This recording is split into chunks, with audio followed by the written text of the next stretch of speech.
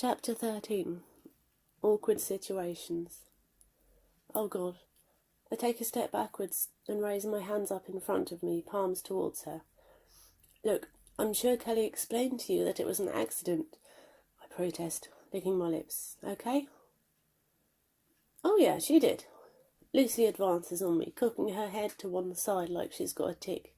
And I bought it too, until I heard what you did this last weekend. It looks like she might resort to violence, and I don't know if I can stop her. Shannon attempts to restrain her again, and I extend my arms out at my sides, palms open. Lucy, she cries, grabbing her with both hands. Leave him, for God's sake. We have to go. Lucy shakes her off and grabs the front of my t-shirt in her fists. She's wearing high heels, elevating her close to my own height and putting my face within easy reach. Kelly was behind me, I cry, my arms still extended at my sides in a gesture of surrender. I had no idea she was there, until my elbow connected with something solid. That wasn't just something solid, that was her face, Lucy hisses, pushing hers right in mine. I still don't buy that it was an accident. I was trying to shake my girlfriend's hand off and lost my grip. My elbow went flying backwards full force, and Kelly is significantly shorter than me. I say, the words coming out in a panicked rush. I'm sorry. What do you want me to say? Lucy, someone gasps from the doorway. Looking towards the voice, my face drops as I see Kelly herself rushing over to us.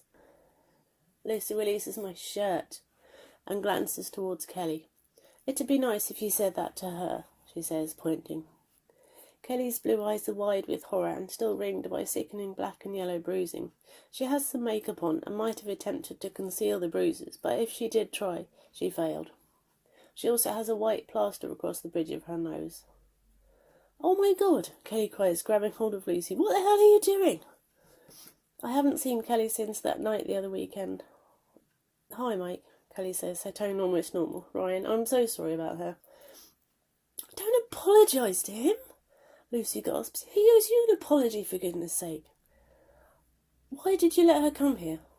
Kelly questions Lucy's companions. They just shrug and don't attempt to offer an explanation. You idiot, Lucy, Kelly whispers. We'll talk about this later. Right now I want you to leave. I guess Kelly is the older sister because Lucy obeys. She goes back to her table, followed by her two companions, where they gather their things before leaving. Are you okay? Kelly gasps, turning to me once they've gone. I'm so sorry about her. She clutches my forearms and stares up into my face, hers full of concern. Thank you, Kelly. I grimace as she squeezes my stab wound between her finger and thumb. Ow! She snatches her hand away from my sore arm. I'm sorry, she gasps. I didn't mean to grab you there. You were stabbed, weren't you? I twist my other hand, turning it over and clutching her arm, looking at her face with concern. Never mind that. Are you okay? I say. Lucy said you're still hurting and can't sleep. Kelly shrugs and attempts to smile. Lucy exaggerates. It's hard to figure out if she looks tired past the makeup and the bruises. Broken bones are painful, she adds, not flinching away from my scrutiny. It won't last forever. Listen, Mike, she's been struggling with this all week. When she said she was coming down here, I had no idea she was planning to confront you, not even when she suggested that I join them for breakfast. I shake my head. It's okay, you don't have to explain. It still makes me sick to look at her. Looking around the room nervously, I notice it is fuller than it was when we came in. While some people are trying to carry on like nothing out of the ordinary is happening, we do appear to have the attention of a significant portion of the room. Maybe we should step outside, I whisper to her, if that's okay with you. She follows my glance around the room before nodding in agreement. Sure, sounds wise, Kelly whispers. I check Ryan's plate and see that he has finished with his breakfast, then lock eyes with him and nod towards the exit. He nods and follows us outside. Listen, Kelly, I say once we're stood off to one side of the pavement. I'm sorry about your face. I'm so sorry. I know. Her voice is soft. You said that Saturday night, the night it happened, I mean. It's okay. Unable to look at her for a prolonged period of time, I smile down at my feet. You're about the only one who thinks so. In fact, I'm surprised you remember anything. You were delirious with pain. I swallow hard, remembering her laying there on the floor, screaming in agony, and try not to break down. Kelly touches my chin, lifting my gaze to meet hers, and smiles at me. It was an accident, Mike, and I forgive you, okay? With my throat choked up with emotion, I find myself unable to answer and give her an emotional smile. It's about time you did the same, she adds. Choking out some kind of laugh, I turn my head to face the wall at my side and wipe the tears threatening to cascade down my face away from my eyes. I love you, Kelly, I smile at her. You're so kind and forgiving. Come down here, she urges, pulling me into her arms. It's okay, Mike. I embrace her back gently and try to keep it together. I don't want to get all emotional right here in the street if I can help it. Thank you, I whisper. Ryan clears his throat into his fist. Are you doing anything this morning, Kelly? He says. I feel her shake her head, very aware that her bandaged nose makes contact with my chest, rubbing against me at the gesture. Do you want to come to Pinewood with us? We're going to check out the fire situation. Kelly pulls away from me and I see that she is biting down on her lip quite hard, her eyes squeezed shut. I'd love to, she squeaks, still very obviously fighting a wave of agony. I'm not sure what to do or say. I watch her exhale, her lips in an O shape, and the sound very audible, even in this busy London street. Then she repeats the gesture before opening her eyes. Don't say it, she hisses through her teeth, looking at me. Don't you dare say it. I'm fine. I was going to say sorry again. How did she know? You don't look fine, Ryan and I say in unison. I look towards Ryan and see that he is looking at her with what is probably a very similar worried expression to the one I must be wearing. Kelly manages to laugh. Where's the transport gentleman? She says, her face still drawn into a pained expression. Kelly, I begin, searching for the right words.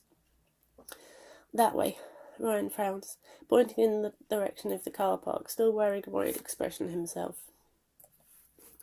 Great, Kelly squeaks. She still looks to be hurting, but without protesting, she turns and starts walking in that direction.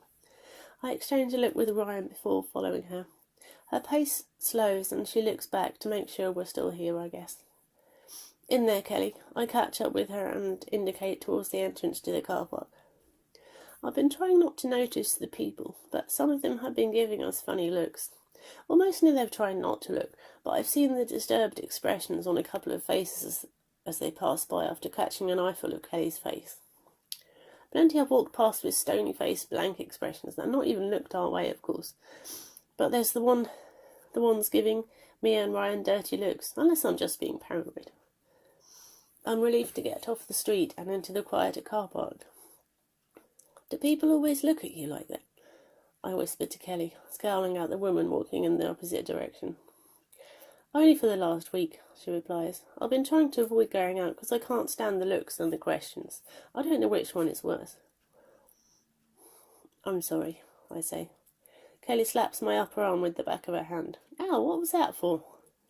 Ryan clicks the button on his key fob and the indicator light on the car just along the row from us flash. I told you not to apologise anymore, she says. Fighting hard to stop myself automatically saying sorry again, I walk towards the back of Ryan's car. Okay, do you want to sit in front? Sure. Kelly offers me a smile before walking up to the front passenger door and climbing in, appearing to no longer be in pain. I climb into the seat behind her. Are you okay, Kelly? Does it hurt? I question. My nose, she says, as Ryan backs out of the parking space. As you might imagine, it's very delicate. Every time it itches, it drives me crazy because it hurts to scratch it. But it's been a week now. I think at this point it looks worse than it is. I wish I could share that sentiment. She was crying loudly for what seemed like a good long time that night, even after they'd helped her up off the floor and gotten some ice, which thankfully wasn't in short supply, for her face. I remember her nose and eyes all swollen up, a violent purple tinge to the skin and the blood everywhere. It must still be worse than it looks. I don't know who called them, but the police came. When they arrived, Kelly was more intelligible and managed to tell them that I was responsible for injuring her, but it was an accident. I remember apologising to her, but I didn't think she'd hurt me. That was pretty much the extent of our conversation that night, me gushing that I was sorry while she cried into mounds of bloody tissue. No matter which way you look at it, it's bad. So what do you do for a living? I say curiously. I am a waitress at Ollie's. Their pull is the incredibly attractive staff, so I was given time off sick. The manager told me not to come back until my face is healed, she says. Surely they're not allowed to do that, Ryan says. It's sexist and demeaning, but it's better than stripping and pays the bills. Well, when I can work it does. Kelly's face falls into a frown as she talks. I'm sorry about my sister, Mike. I'm so embarrassed that she did that. I glance out of the window at the bright, sunshine-filled streets. It's all right, I say. She looks like you know. I just wish I'd have realised why she looked familiar before it went as far as it did. I'm sorry too, Ryan says. I should have tried to step in, Mike, but I didn't know how to handle it. It's okay, Rye. I smile faintly. So, do you have a boyfriend, Kel? Should I expect any more visits like that? Oh no, she scoffs. Don't worry about that. Lucy is alone in her animosity. Sometimes I think her brain is just wired wrong.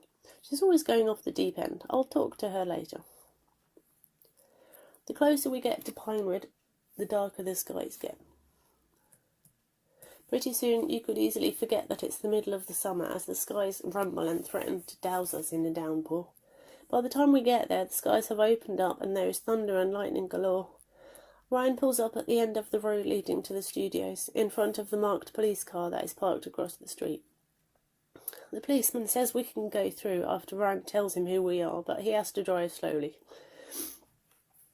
So we walk along the road past the fire trucks and through the archway entrance to Pinewood. It looks like the fire's out because I can see the firefighters are rolling up the hoses and tidying up their equipment. Turns out it was a good idea to come down here. There's no reason why we can't resume filming. So, while we wait for the rest of the cast and crew to arrive, I sweet-talk the producer into letting Kelly stay and observe the filming today. His conditions are that she has to leave her handbag and her phone in particular outside the set, and that she must sign a non-disclosure agreement. Kelly is happy to leave her belongings locked in my trailer. Thankfully it stopped pouring with rain long before we are ready to roll cameras. I don't like the rain. Quiet on the set, the director, Graham Rollins, shouts. Roll camera. Primitive Urges, scene 15, take 1, one of the grips says, and snaps the clapperboard in front of the camera. Action, Rollins calls. I sit up on the realistically uncomfortable prison cell bed and look across the set towards the wall on the other side of the cell bars. A woman in the neighbouring cell is wailing loudly and mumbling incoherently whilst rattling her cell door noisily. Oi, the cop on guard bellows. Keep it down in there. Come in here and make me, why don't you? The woman slurs. Then she continues wailing out of tune at the top of her lungs. If someone nailed a cat to the floor, the noise would not be this painful to listen to. What shall we do with the drunken sailor? She sings merrily. Oh, send him out to sea. Taking my cue, I step up to my cell door and grip the bars with my hands. Shut the hell up already! I yell as loudly as I can, sounding angry. She is silent for a moment. You want to start something with me? She slurs. I just want to sleep, I reply through my teeth. Well, I'm not stopping you, she declares. It's a little hard to sleep with someone singing out of key at the top of their voice in the next room, I growl. Screw you, she responds, sounding offended. I want to sing. She starts up again, and it's worse than before. Yo, guard, I call out. What? He snaps, not bothering to come down the corridor. Can't you do something? I beg. No, he answers shortly. Taking a deep breath, I fill myself with anger before shouting at her again. Bitch, shut your fucking mouth before I come in there and shut it for you. She stops singing. Yes, come back? She hisses, matching my heart tone. Gonna make me, are you? I'm gonna ram your head through that damn wall, I holler, gripping the bars tightly. Sure you are, she snorts. But she falls silent for a minute or two, and during the lull I go back over to the bunk and lay down again. I don't feel well, she moans, sounding ill. Then she screams, God! In response to this, steady footsteps advance from the other end of the corridor and keys jangle, followed by the sound of the jail cell door being slid open. After a moment there is the sound of a struggle. Then the cop on guard staggers into view outside my cell, looking dazed and bleeding from his nose. The woman follows him, punching and kicking at him. She looks middle-aged, her hair is all dishevelled, and the skirt she's wearing is ripped up the front. Her blouse is also torn. I know it's scripted this way, but too many of her blows are connecting, considering how loaded she is supposed to be. She glances at me and smiles. Just teaching him a lesson, she pants. The cop tries to regain control of the situation, but is obviously dazed, and she easily rebuffs his attempts. When she floors him again, he falls against my cell door, and, as planned, something slips through the bars, clattering across the floor. A slow smile crosses my face, and I have to deliberately avoid looking into the camera lens that is near my face as I sit up on the bunk. The camera moves away as I get up, and I lift it, stepping up to the bars with the cop gun. He's had enough now, G.I. Jane, I say. He's still conscious, she pants, not looking away from the cop. I reach through the bars and grab her from behind, jerking her head against the barred cell door. She protests and struggles until I put my arm around her neck and hold the gun against her head. Why do you care what happens to him? She pants. I don't. I just don't like you, I hiss in her ear. I feel her foot connect with my knee and respond with a yelp of pain. Then I bring the butt of the gun down on the side of her head. She jerks her head in the opposite direction as if I've smacked her really hard and cries out in pain. The cop on the floor is covered in fake blood and looks barely conscious. I need some help down here, I call out. The woman struggles again and manages to twist out of my grip, facing towards me. To stop her trying to get away, I easily press the barrel of the gun against her forehead. The corridor walkway is very narrow, making this easily achievable. Don't think I won't, I growl. She freezes in place as soon as the gun is against her head and stares at me. It must be quite a balancing act to have cameras on our faces at the same time without them being in view of each other, but somehow it is done. There's also a microphone boom overhead. You are such an arsehole, she pants. Do you know how much I'd love to put a bullet in you right now? I pant, faking an adrenaline rush, although it's not that much of a stretch. So go ahead, she chuckles, sounding like she's daring me to do it. I notice her chest rising and falling in rapid succession as she stares at me past the gun, and turn my attention to the cop lay down on the floor. Hey, where are your buddies? I ask him. His only response is a faint groan. No one is coming to help him, the woman smirks. Oh yeah? I lift one corner of my mouth upwards and raise the gun towards the ceiling. Well, this ought to get some attention. Squeezing the trigger, the gun makes a louder boom as a blank is propelled skywards. Then she lets out a piercing scream as she gets showered with concrete dust. Smiling at her, I quickly pull my arm back into the cell as uniformed cops flood the detention area. The woman takes one look at all these cops with their weapons drawn, aimed towards her, and she starts lashing out at them. They easily overpower her, though, and push her face first into the wall, restraining her. Fucking ow, she moans. I want to file a complaint for excessive force. So go ahead, one cop hisses into her ear. Make my day. I can testify how full of shit you are, I laugh at her. Get back in your cage, tiger. Bastard, she spits, putting her elbow in the cop's face and lunging for me. I simply step away from the bars, out of her reach, and grin at her. She gives me an evil glare, still trying to claw at me through the bars. All right, you, one of the cops declares, grabbing hold of her. You can't touch me, I taunt her. I'm going to scratch your eyes out, she screeches, clawing against the cop's hold on her and trying to reach for me again as they drag her away. Nick? One cop says, crouching over his colleague. Is he going to be okay? I question, stepping closer again. The cop looks up at me. Has he been shot? I shake my head. No, nobody's been shot. May, just behave now, one of the cops scolds her, his words accompanied by the sound of tumblers falling closed on her cell door. Hey, Petter, get a bus down here, the cop kneeling over Nick calls out, after checking his colleague's pulse. Then he rolls him into the recovery position. Quite an achievement in the cramped working space he has there. Central, a female who I can't see from my position says, Can we get a bus at precinct 34? Where's this piece? The cop on his knees questions, noticing its absence and looking about for it. A response to the request for an ambulance squawks back over their radios, but I can't understand it. It fell in the struggle, I say, holding the gun out through the bars, offering it to him. He takes it from me with a wary look. Okay, thanks, he says, somewhat slowly. Is that shit crazy or what, man? I say, looking down at the unconscious cop. I heard that, May shouts. One cop leans closer to me. You don't know the half of it, he whispers, a hint of a smile on his lips. And cut, Rollins cries. A bell rings loudly and we all relax a little. Andy Baker, the guy playing Nick, sits up. Help me up, will you? He asks. Neil Carrington, the cop that was kneeling over him, offers him a hand and helps him to his feet. Thanks, Andy says, slapping Neil on the shoulder. Okay, I think we got that one first time, people, Rollins says. Good work, let's take a break for lunch. As I wander off towards the edge of the set, Kelly comes up to me.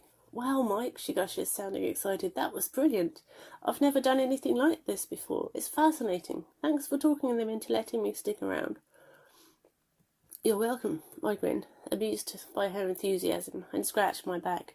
I'm glad you're having fun. Listen, I have to change out of this shirt. It's driving me nuts. Are you going back to your trailer? She says, walking with me out of the building. Yes, I say. Glad the rain hasn't returned. I don't normally change between scenes unless I need to, but this shirt is really itchy. My face twists into a grimace. I stick my hand on my back again, scratching away for a moment. I'll come with you, Kelly says, watching me. I need to check my phone. I feel like I've got a limb missing or something, not having it with me. I laugh. I know what you mean. Have you got the key? I pat down my pockets while she does the same. Yes, she produces it and holds it out to me. Here, it's your trailer. You do the honours. She gives me a nervous smile and watches it as I unlock the door and then follows me inside. I yank off the shirt with a sigh. Oh, that's better. Kelly goes straight to where her handbag is and pulls out her phone. Looking around, I locate another shirt to wear, a better, less itchy one.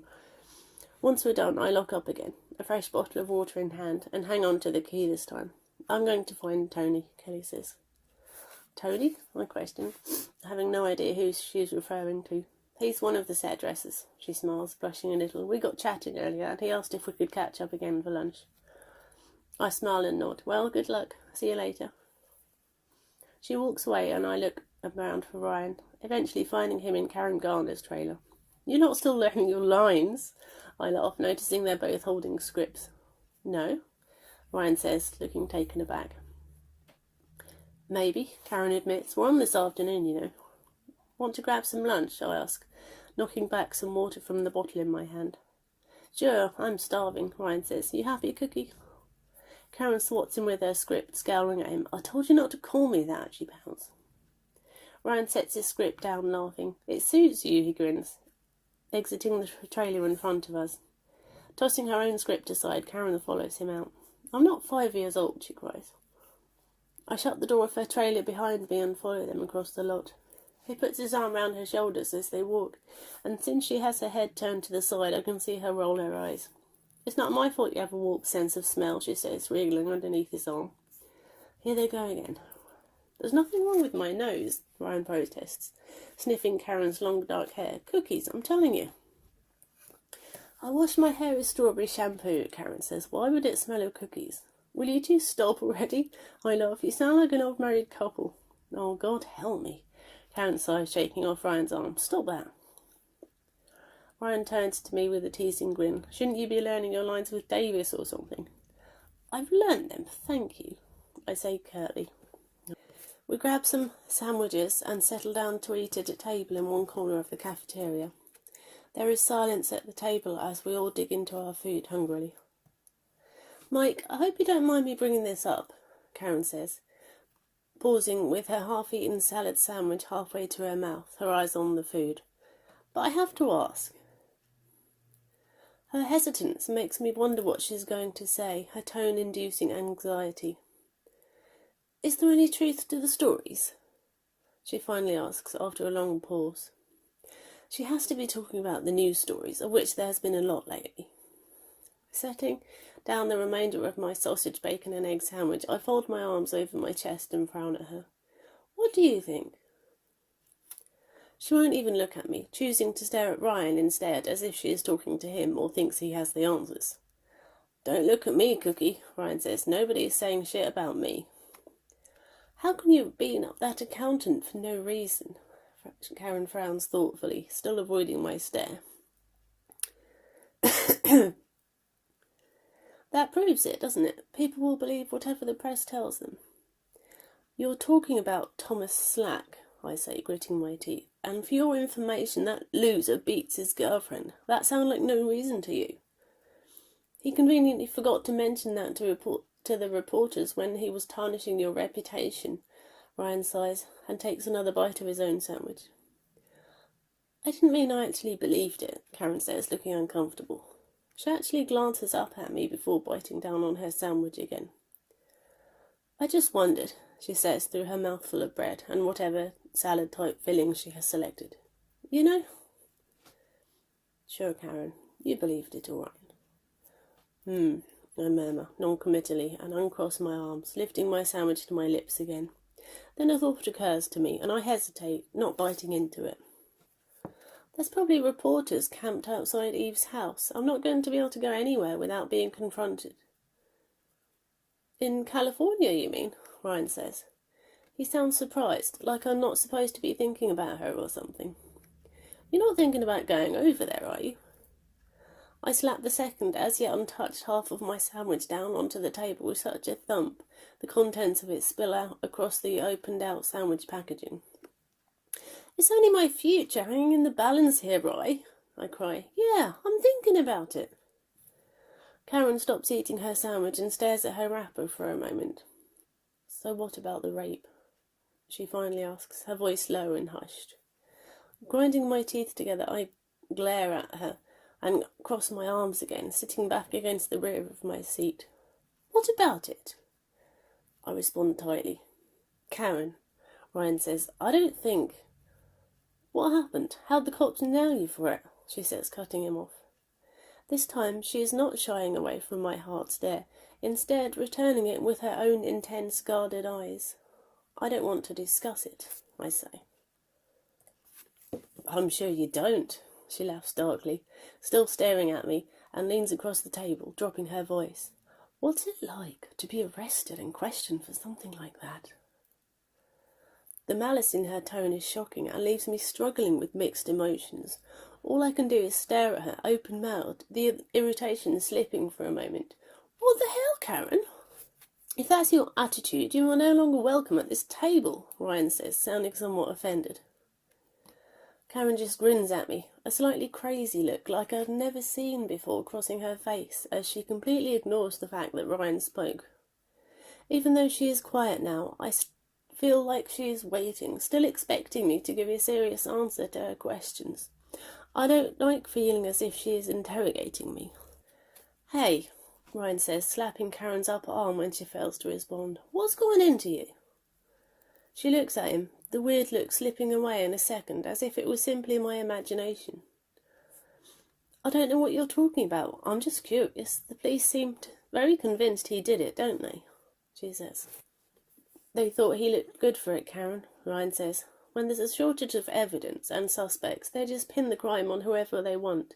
Guess who was top of the suspect list? I can tell he doesn't like that she brought this up and is defending me because he genuinely believes my innocence, not out of a sense of loyalty. That's reassuring.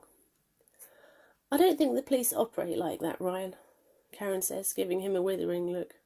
And how the hell would you know? I snap. Don't take it out on me, she cries. I was only asking. The way she is looking at me makes me feel as if I am overreacting. Questioning my reactions, I frown at her and wonder if she even likes me.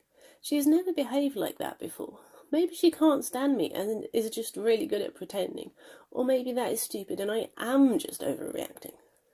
What can I say? I respond, still watching her. It's a sensitive subject. Ryan clears his throat loudly and takes a sip of his coffee. So, he begins, obviously intent on steering the conversation in a safer direction. Are you going to head across the Atlantic to try and work things out with her? I look at him, and it takes me a beat to remember what he's talking about. Well, I can try. I shrug, unfolding my arms and glancing towards Karen again, who is now bent over her food. She's pissed, though. It's a standard thing with her anyway, so she may very well open the door to me just so she can slam it in my face. Karen lifts her head up and glances at me for a second, scowling when she sees me staring. Still convinced you're having an affair, huh? Ryan says. Oh, yeah. I sigh. You're cheating on your girlfriend, Karen says. No, your ears are faulty, I say, sounding as irritated as I feel. Didn't you just listen to me say I'm not? I'm sure she doesn't take much convincing, Karen says, the discomfort gone as she meets my stare. Unless I'm reading too much into it, there's a nasty undertone to her words. I don't remember inviting you to take part in this conversation, I hiss, knowing that she has put my back up and trying to control my temper. There's no smoke without fire, she shrugs. Shut up, will you? Ryan scolds her. Attempting to vent the frustration, I slam the palm of my hand down on the tabletop hard. Karen jumps at this outburst, and the chatter in the cafeteria fades away. First you call me a mindless thug, then you tell me I'm a rapist, and now I'm a cheat too, I shout, not noticing the silence around us. Anything else you want to accuse me of, or would you just settle for ripping out my balls? Glad we're not overreacting or anything, Karen says, pursing her lips, and I did not accuse you of any of those things. Yes, you did, I shout. How dare you? Mike, calm down, partner, Ryan says, his voice lowered, and he puts a hand on my shoulder. This is not the time or the place for this. Well, your girlfriend thinks you're cheating, Karen says. It sounds like she is taunting me, and I'd swear there's the tiniest hint of a smile on her lips. You leave her out of this, I hiss, still furious with her. Karen, for God's sake, shut up, Ryan snaps. We're doing this film together, Karen continues, looking at me meaningfully. I just want to know who I'm doing it with. Getting to my feet, my chair clatters to the floor behind me. I lean across the table until my face is right in hers. Say that again, I dare her, my voice a low growl now. Go on, call me a rapist again. I notice someone clear their throat nearby, but don't look up. Get out of my face, you dick, Karen cries, pushing me away. That's not what I said. I feel offended that she touched me, but I don't back away. Things seem to be getting a little heated over here. Is everything okay? Somebody says, but I don't look up to see who it is. Don't give me that, I growl. Bitch, that's exactly what you said. Will you two stop already? Ryan gasps. Continuing to ignore Ryan and whoever else is trying to intercede, Karen continues to stare at me, looking offended by the insult. Instead of saying something else, she slaps me across the face. I don't see it coming and am unable to stop her. It hurts a bit too. At the point of losing control, it is only the accompanying gasp that circulates the room that finally draws my attention to the fact we have acquired an audience, as my fist slams down on the tabletop. Embarrassed to have caused a scene, I notice the two crew members stood at our table, but don't stick around long enough to recognise them. Grabbing the remains of my lunch, I hurriedly stalk out of the room. I go round the back of the building and stand against the wall, setting my lunch on the ground and begin to shred bits of the bread crust, launching each crushed fragment towards the nearby grass. I don't believe her. Karen has never acted like that before. Well, not close or anything, but I did at least think that she liked me. It's the injustice of the thing that winds me up the most. She starts on me, and when I'm worked up enough to call her names, slaps me to boot. But oh no, I can't slap her back, because that's wrong. Either she can't handle being called names, or just wanted an excuse to hit me, and then she has the nerve to behave like I'm overreacting. I don't know how long I've been standing here for when Ryan appears at my side. I've shredded most of the remaining bread crust by this point.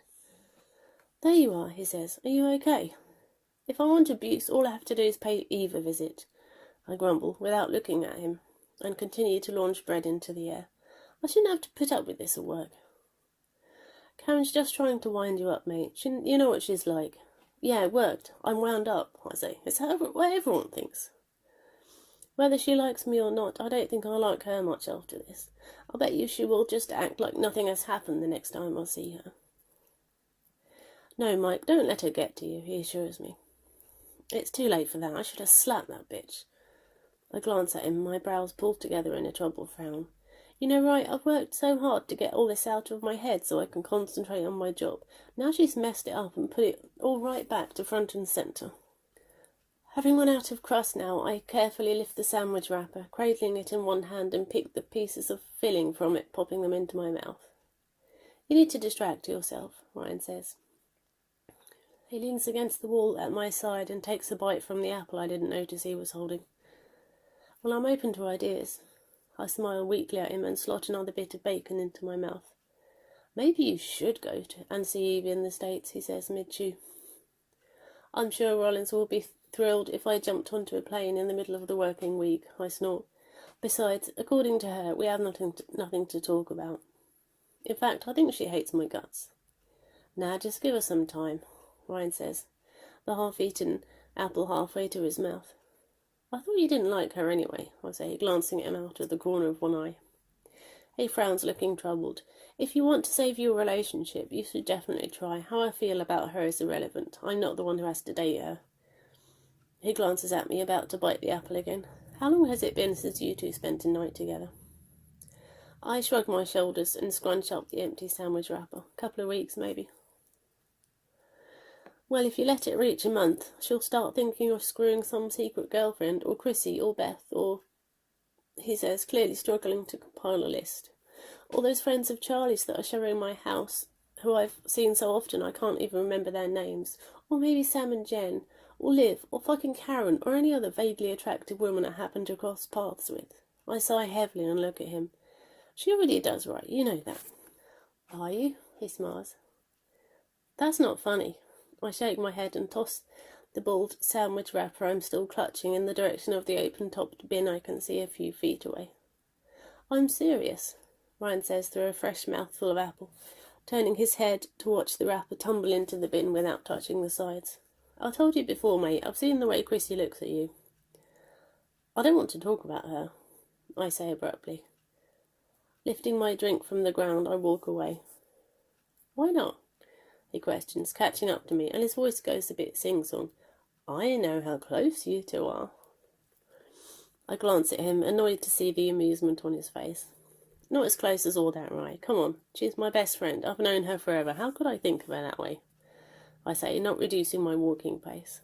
I thought I was your best friend, Ryan says, almost sounding offended. I just roll my eyes. And don't give me that bull about not thinking of her like that, he chuckles. Remember the other night when you admitted to wanting her? I was there, you know. I heard you say it. You mean down at the pub Saturday night before we went to Rhinestone? Damn him for remembering that conversation. I forgot I'd said that. I was drunk. I dig my trailer key out of my pocket and slip it into the lock. Come on, you're not Archangel Gabriel, he exclaims, still amused. She's hot. There's nothing wrong with acknowledging that. I open the door and he follows me inside. So what do you want me to say? I ask, annoyed by his line of questioning. What's your point? He shuts the door before speaking again. I would, you know, he whispers, briefly raising his eyebrows. She's a very attractive woman. I want to hear you say it, Cryboy. Cryboy? I can't help smiling a little. I recall the way Chrissy looked last night, and the kiss we shared, and my smile widens. I'm not sure if the images I have of going further are real memories or fantasy from the many times I've dreamed about doing more than kissing. Come on, Mike, he laughs. It's not a sin. Okay, I exclaim loudly in an attempt to shut him up. I want her. Satisfied? There you go. That wasn't so hard, was it? He grins. If you ask me, she feels the same about you. Nobody did, I chuckle, but you're right, she does. Ryan's eyebrows go up at this, and his mouth hangs open in surprise. Chrissy told you that, did she? I can tell he doesn't believe that's possible, and I can tell he doesn't believe that is possible, and merely shrug my shoulders, lifting my drink to my lips. Not in so many words, but I got the message. I heard a rumour she spent the night at your place. Don't tell me something actually happened, Ryan gasps. I look at him and shake my head, passing my tongue over my lips as the memories of her bruised wrists and us kissing on my bed pass through my mind, a troubled frown bending my forehead. So what's going on with you two? He says, sounding curious. How do you know? Remembering how much she turned me on, I feel a flush of heat pass through my body and bite down on my lip. Nothing, buddy. I glance at him. We just hung out. Ryan doesn't push it anymore. Instead of probing me further, he looks at his watch. Well, I'd better go and prepare. We've got a movie to make. He claps me on the shoulder. Feeling better? Remembering how upset Karen made me, I smile a little. Yeah, actually I do. Thanks, Ray. He smiles at me before turning and heading out to his own trailer.